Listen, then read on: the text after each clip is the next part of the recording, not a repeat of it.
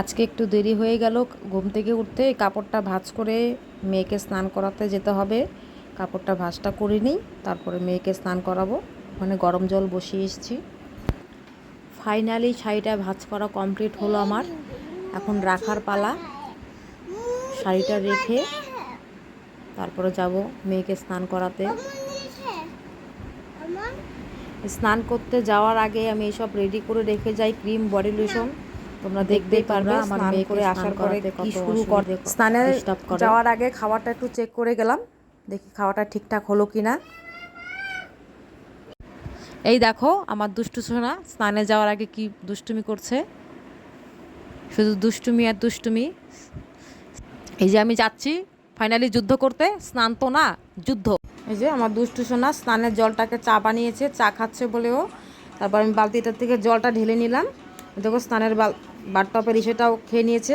স্নান করতে এসে যত জল পিপাসা পায় ওর, আমি এমনি জল দিলেও একটুকু জল খেতে চায় না। স্নান করতে এসে ওর জল খাওয়া শুধু, আর শুধু দুষ্টুমি।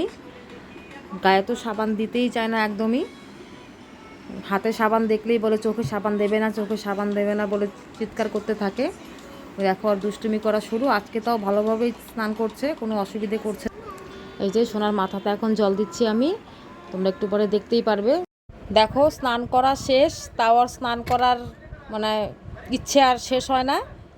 স্নান তো কমপ্লিট, তোমরা দেখতেই পারলে। আমি জানি না ও কেন বডি লোশন খায়, তোমাদের বাচ্চারাও কি এরকম বডি লোশন খায়?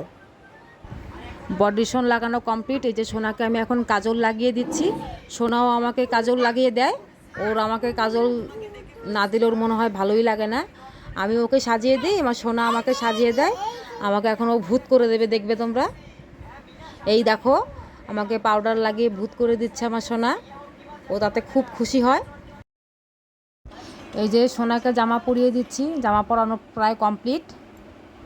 এই যে আমার সোনা আমার সঙ্গে দুষ্টুমি করছে। তো আজকের মতো এখানেই শেষ। তোমরা ভালো থাকবে, টাটা, বাই বাই।